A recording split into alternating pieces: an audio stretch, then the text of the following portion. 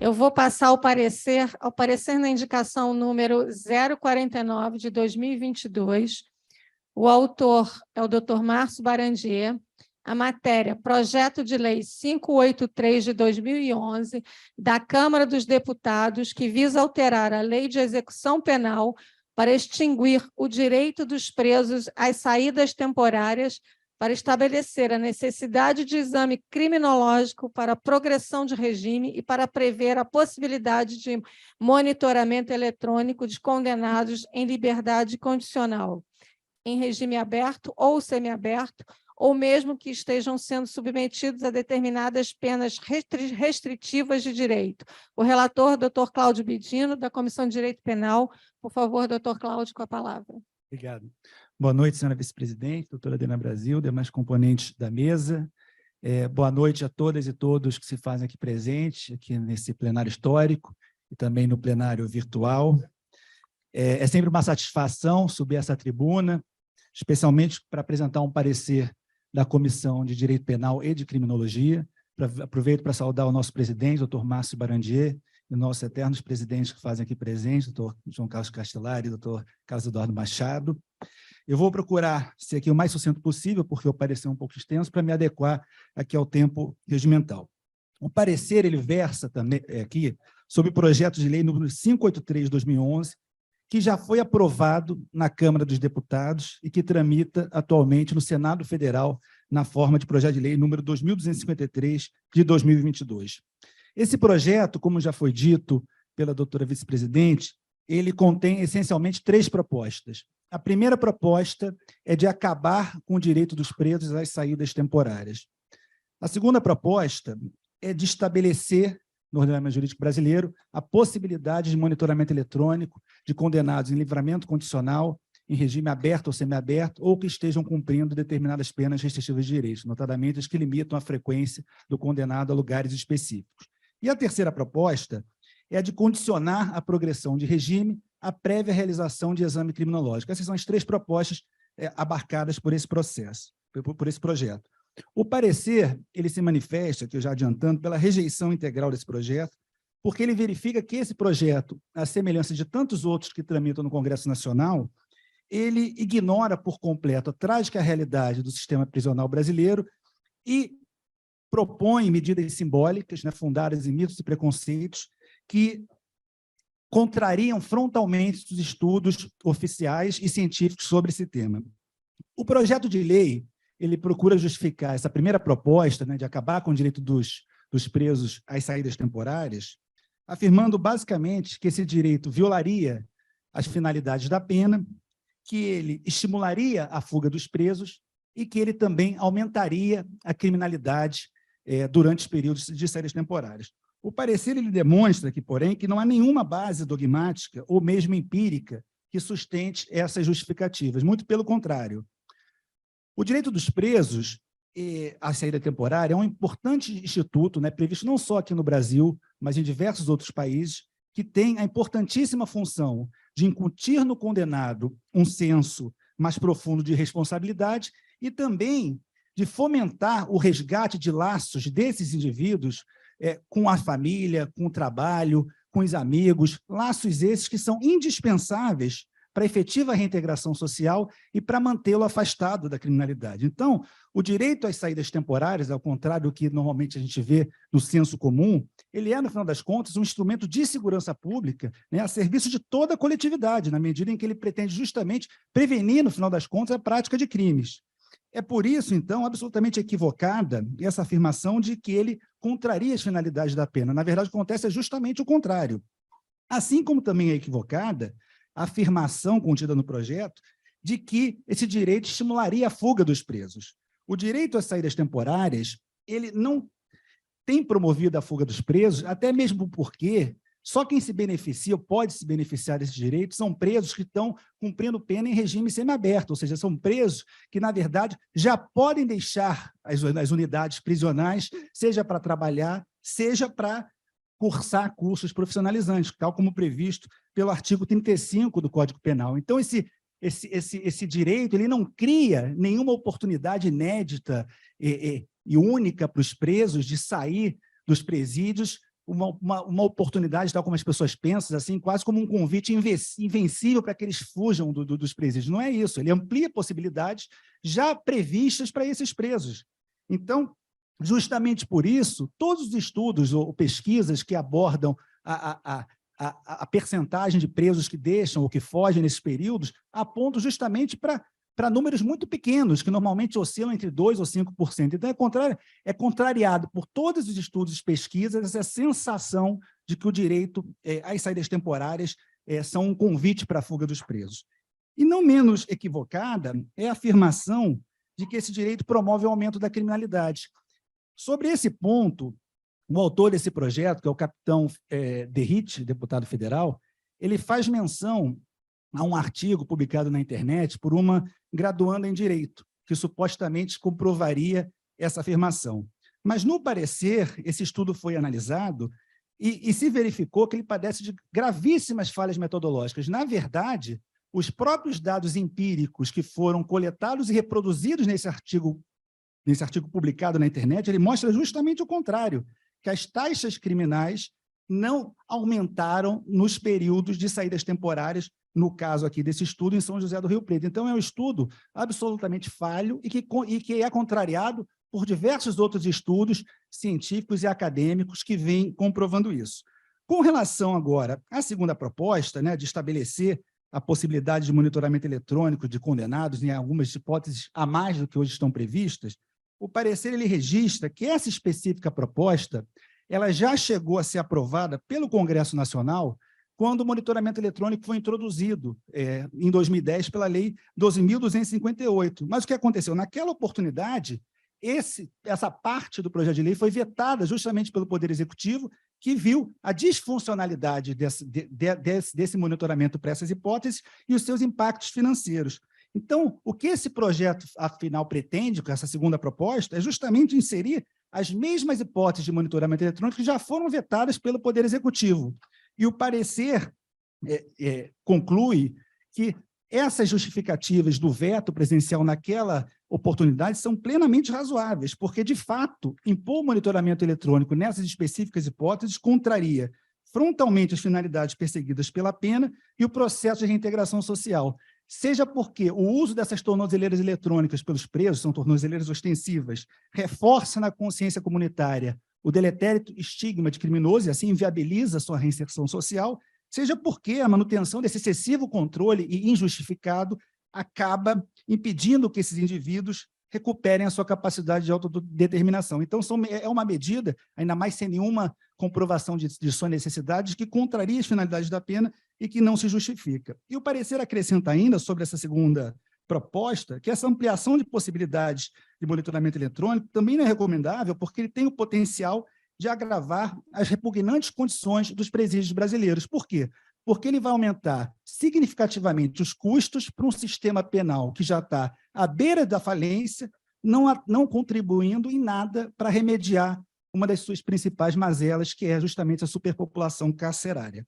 Finalmente, aqui passando para a terceira proposta, né, de se condicionar a progressão de regime à prévia realização de exame criminológico, o parecer ele se limita a lembrar que esse Instituto dos Advogados Brasileiros, em sessão realizada no dia 15 de junho do ano passado, já aprovou um parecer que foi elaborado na época pelo professor Saulo de Carvalho e pela professora Mariana Weigert, justamente sobre esse tema, em sentido contrário à aprovação do projeto de lei número 2213 de 2021, que pretendia justamente estabelecer a obrigatoriedade de exames criminológicos, não apenas para a progressão de regime, tal como acontece aqui, mas também para a concessão das saídas temporárias. Então, já existe uma manifestação recente do Instituto sobre esse tema, e o parecer justamente pede para que essa terceira proposta seja rejeitada nos termos desse parecer, inclusive apensando se esse parecer a esse parecer agora.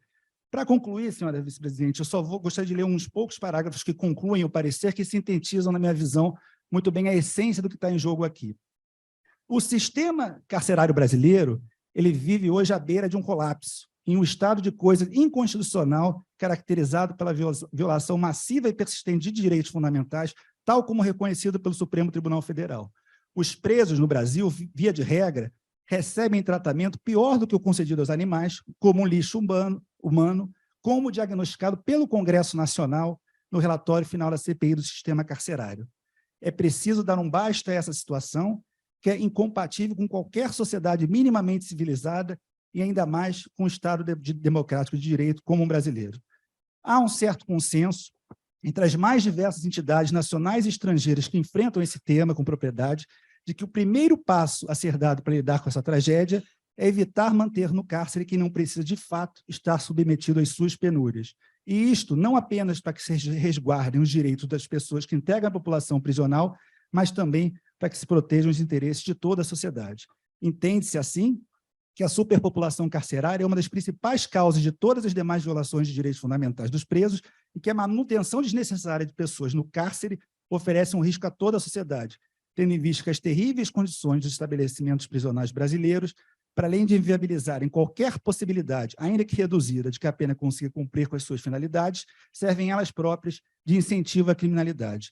É nesse contexto, então, que a defesa vigorosa pelos direitos dos presos e pela promoção de medidas desencarceradoras vem sendo concebida como importante instrumento de segurança pública a serviço de toda a coletividade. Não obstante tudo isso, a tendência que se verifica no Congresso Nacional, lamentavelmente, pela proposição de medidas legislativas desnecessárias, inconvenientes e ineficazes, que se prestam apenas a cercear ainda mais os direitos mais elementares das pessoas encarceradas, tornando ainda mais demorado e custoso o seu convívio social. Encerrando, o projeto de lei número 583 de 2011, aprovado pela Câmara dos Deputados, ora em análise, representa muito bem essa triste tendência, porque propõe graves restrições a direitos dos presos, que se afiguram absolutamente contrárias às finalidades da pena e ao processo de reintegração social, reproduzindo-se assim a mesma política penitenciária desumana que vem se demonstrando um grande fiasco ao longo de todos esses anos. Naturalmente, a proposição de alterações que apenas servem para agravar o estado de coisas inconstitucional do sistema carcerário não passa por um teste raso de constitucionalidade, é, portanto, inconstitucional. Então, por tudo isso, senhora vice-presidente, o parecer, então, é pela rejeição integral, o encaminhamento ao Senado Federal, que é, na verdade, onde agora tramita o projeto. Muito obrigado. Obrigado, parabéns, excelente a sua defesa do parecer e o resumo do parecer. Eu indago do plenário presencial se alguém deseja se manifestar acerca do parecer. Castelar primeiro, Carlos Eduardo depois. Por último, o Barandia, que é o indicante. E o presidente da comissão.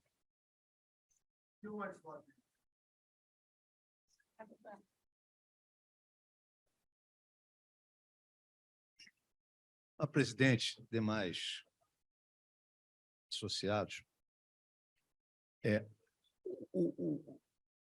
gostaria apenas de situar um pouquinho essa questão relativamente à pena privativa de liberdade, porque existem algumas teorias legitimadoras da pena, né? Então, uma dessas teorias defende a tese, que é a mais antiga de todas, de que a pena privativa de liberdade é um mal justo que se impõe àquele que pratica um mal injusto, contrário ao direito. Então, o poder punitivo do Estado impõe uma punição. Então, essa teoria legitimadora da pena, ela é no sentido de que prevenção da criminalidade seria punir o criminoso. Mais adiante, os autores alemães, Feuerbach, passaram a interpretar o seguinte: não, a pena deve servir também como uma ameaça. O sujeito deixa de praticar uma conduta ilícita porque teme a pena. Então, ela conteria a contenção da criminalidade sob um aspecto, teorias legitimadoras, estou dizendo. Primeiro, porque ela pune. Segundo, porque ela ameaça punir. Mais adiante, uma outra teoria surge, que é a teoria que se chama, entre parênteses, do grupo RE. A pena serviria como uma medida de ressocialização, de reeducação, de reintegração do criminoso. Bom, o que se mostra já há muitos anos é que nenhuma dessas teorias funciona. A única é a que retribui, teoria retributiva, que pune aquele que pratica uma infração. Por quê? No presídio ninguém se ressocializa, ninguém se reeduca, porque é impossível se reeducar dentro daquele confinamento, daquelas regras, sobretudo, como destacou aqui o Bedino, invocando o Supremo Tribunal Federal, nós vivemos um estado de coisas inconstitucional nos presídios. Então, nenhum preso se recupera. Dentro do presídio não se recupera. Pode acontecer de sair pior, mas sair melhor é muito difícil. Não ameaça. Por mais que se diga que a pena vai causar um mal grave àquele que pratica a conduta criminosa, não é verdade que vai ameaçar. Senão, não teria tanta gente no corredor da morte nos Estados Unidos. Não adianta aumentar apenas, dizer que a pena de furto tem que subir para 15 anos, para 20 anos. Não adianta. Não previne a criminalidade. A pena grave não previne a criminalidade. E resta a punição. E o que acontece no mundo de hoje, onde vivemos aqui, se convencionou chamar de neoliberalismo e tal, que se pune aqueles que o Nilo Batista chama de consumidor falho, aquele que não se integra nas relações de consumo, aquele que não consome, aquele que não tem trabalho e que não tem como consumir. É esse que é selecionado para ir para o presídio, que é o que pratica furto, que é o que vende cocaína, que é o que lota o presídio. É o que lota o presídio. Se formos considerar quantos presos acusados de estupro tem nos presídios, pode verificar que o percentual é pequeno, muito embora seja um crime. O percentual é pequeno, porque o que lota o presídio é crime contra o patrimônio e crime de tráfico, que é onde se consegue ali um dinheirinho para sobreviver. Então, essa é a nossa realidade. Essa é a nossa realidade. Então, quando se estabelecem normas, como vinha já na reforma, na lei de execução penal e em outras reformas, que, como dizia o ministro Evandro, né, a história da pena privativa de liberdade é a história da sua abolição. Né? Então, inúmeras normas vêm a partir do final dos anos 80, meados dos anos 80, mitigando a gravidade das penas e estabelecendo critérios para que os presos ficassem menos tempo nos presídios, fossem progressivamente abandonando a vida prisional, de maneira a se reintegrarem nessa sociedade de onde eles foram alijados ali por terem praticado uma conduta ilícita. E essas medidas, como a progressão de regime, começa no regime fechado, vai para o semiaberto, depois vai para o aberto, e tem o dia de visitação em casa, isso tem se mostrado como uma fórmula de viabilizar que o preso, aquele que praticou uma conduta ilícita, que foi condenado e tal, consiga, de alguma forma, retomar a sua vida. O uso de uma tornozeleira eletrônica, evidentemente, que é um constrangimento muito grande. Outro dia desse eu costumo caminhar de manhã ali na praia, pode não parecer, mas eu caminho ali de manhã na praia, eu vejo ali o sujeito que é aquele camarada que entrega gelo para o barraqueiro lá da praia, tá? O cara com a tornozeleira eletrônica.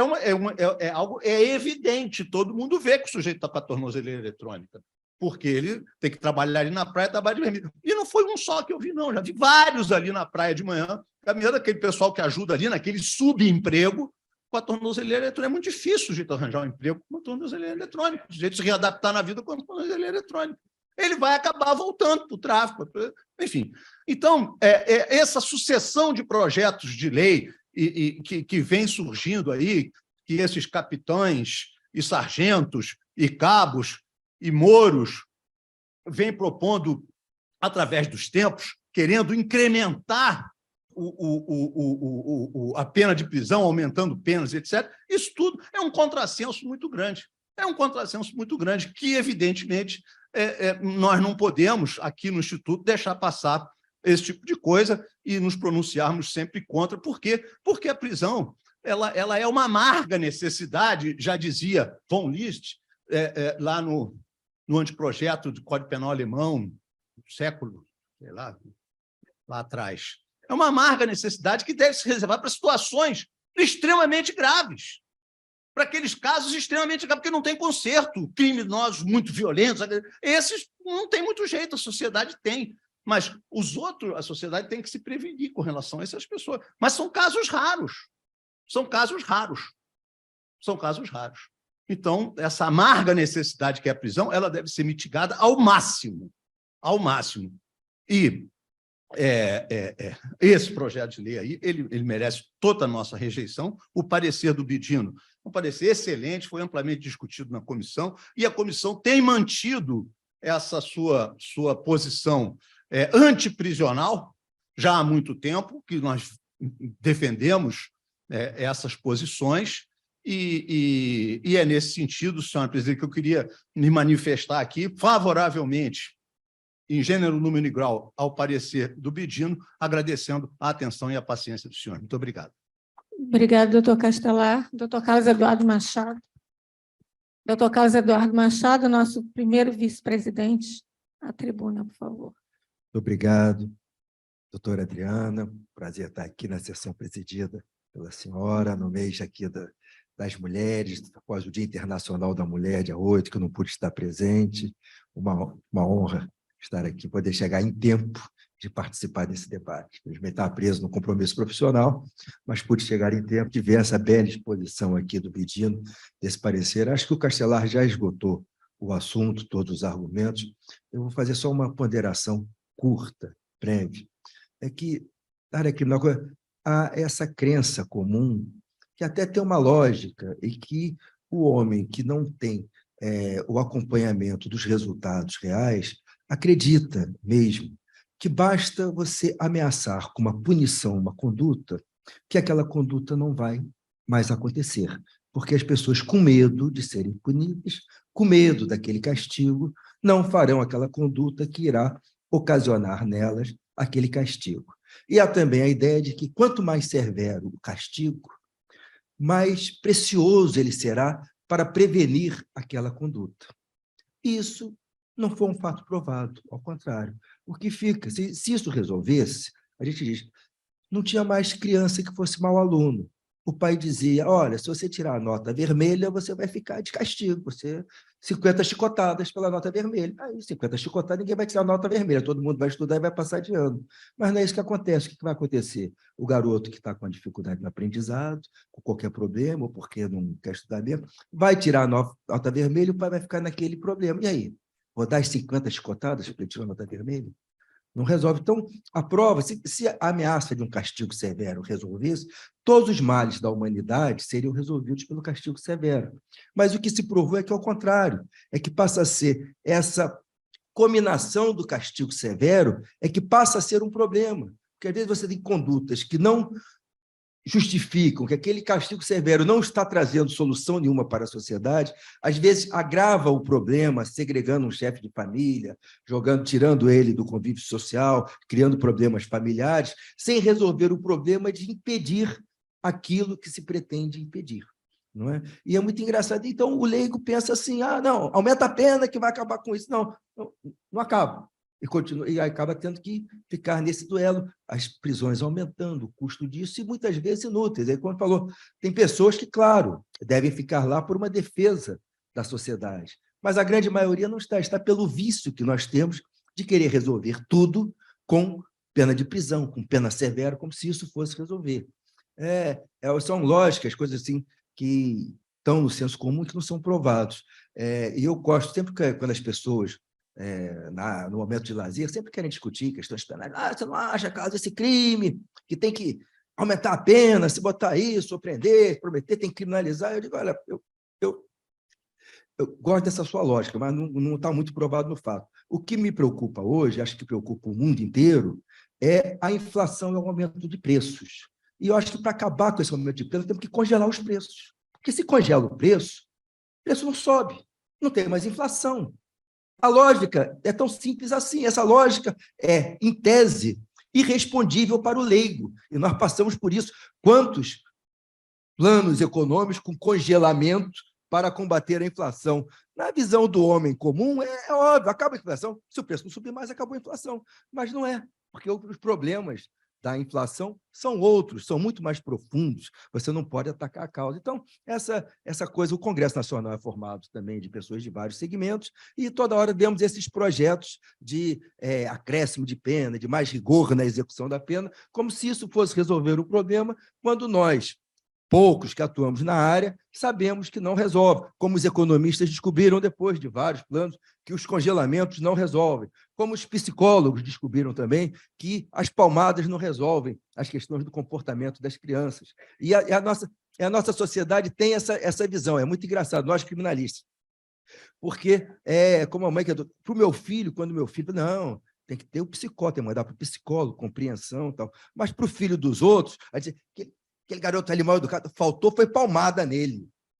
É isso, né? As pessoas as pessoas chegam mais duras quando chegam no nosso escritório, mas e o direito de defesa? Um absurdo, vai punir meu filho para quê? E tal. Né? Então, esse projeto é isso, é desse raciocínio equivocado de que mais rigor da pena, mais rigor na execução da pena, vai levar a prevenir e livrar a sociedade dessas condutas que são efetivamente indesejadas, as condutas criminosas. Mas não é isso que acontece. Então, o que nós temos que cuidar é reduzir esse encarceramento, cuidar de reintegrar o homem no projeto, com as saídas temporárias, convívio familiar, e que ele possa voltar e, com sorte, com ajuda, não voltar a delinquir, que é o que nós efetivamente queremos. Muito obrigado, senhor presidente. Só isso.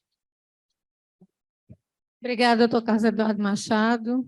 Eu passo a palavra ao doutor Márcio Barandier, indicante, e também presidente da Comissão de Direito Penal. Boa noite, senhora presidente, Adriana Brasil Guimarães, integrantes da mesa, colegas presentes no plenário histórico, no plenário virtual. Eu queria esclarecer primeiro, doutora Adriana, que esse parecer foi submetido a duas comissões. Eu e a doutora Márcia Diniz, que é presidente da Comissão de Criminologia, designamos o doutor Cláudio Bidiano relator, porque ele integra as duas comissões. Mas houve votação separada, né? Uma em cada comissão, mas com amplo apoio ao parecer que eu considero, como indicante, como presidente da Comissão de Direito Penal, parecer primoroso do doutor Bidiano, que, aliás, também, além da competência na caneta, digamos assim, porque hoje em dia ninguém mais escreve com caneta, parece, mas ele também tem um talento muito grande para expor oralmente as suas ideias e fazer uma síntese de um parecer que é extremamente aprofundado na matéria. Então, esse parecer ganhou amplo apoio nas duas comissões. Eu não vou repetir o que os meus antecessores já expuseram com muito brilhantismo, o doutor Castelar, o doutor Carlos Eduardo Machado. Eu queria fazer uma observação. Hoje, quem acompanhou o noticiário viu que o problema no Rio Grande do Norte, né, um problema muito sério, que é decorrência de tudo isso, né? Muito também de ninguém ter ouvido, ou pelo menos a classe política, as advertências do Darcy Ribeiro lá atrás. Ao invés de construir escolas, nós ficamos concentrados em fazer leis penais e tentar construir presídios. E é curioso, é paradoxal até, que a televisão, eu vi no noticiário, numa das TVs, que falava que os presos lá no Rio Grande do Norte recebiam comida estragada e havia uma ampla contaminação por tuberculose. Isso não é no Rio Grande do Norte, isso é no Brasil inteiro, e não é tuberculose. Os presos são contaminados por tuberculose, HIV, hepatite C. Isso é geral, em razão da superlotação e das condições. Comida estragada tem em todos os presídios aqui no Rio de Janeiro, em vários também. Todo mundo que milita nessa área criminal sabe disso. Então, é paradoxal que a gente tenha projetos de lei que querem retirar mínimos direitos que os presos ainda têm e que são, inclusive, muito importantes para conter um pouco mais essa panela de pressão, digamos assim, que é essa situação prisional, né, a ponto de explodir em qualquer lugar, a qualquer tempo no Brasil. Então, é lamentável que a gente que se insista nisso. Tem um pouco, na minha visão, de uma mensagem mais de propaganda política do que de outra coisa, porque é mais fácil fazer um projeto de lei, é mais fácil aprovar uma lei do que enfrentar as questões concretas e reais desse tema e de muitos outros. Então, por isso, eu queria dizer, senhora presidente, colegas, que, como indicante, eu fiquei muito feliz, e também como presidente da Comissão de Direito Penal, de ter o doutor Bidino como relator desse parecer. Aliás, surpresa nenhuma, porque sempre é assim, da parte dele, e tenho certeza que, se o plenário aprovar esse parecer hoje, o parecer cumprirá o seu propósito de influir na discussão no parlamento, porque é um parecer muito bem elaborado, com capacidade de convencimento dos parlamentares que tiverem realmente olhos de ver, olhos de ler, e tiverem realmente interessados em se aprofundar na questão. Então, eu cumprimento o doutor Bidino, cumprimento os oradores anteriores e encerro por aqui, senhora presidente. Muito obrigado. Obrigada, doutor Márcio Barandier. Eu vou ler o comentário da doutora Márcia Diniz, que colocou o comentário aqui no plenário virtual, dirigido ao senhor, doutor Cláudio. Parabéns, Cláudio Bidino, seu parecer é irretocável. Como já te disse, quando você sustentou na reunião da Comissão de Criminologia, muito bom contar contigo lá também. Então, esse é o comentário da nossa presidente da Comissão de Criminologia também. Bom, eu passo ao plenário virtual para votação. Por favor, a enquete, Renato.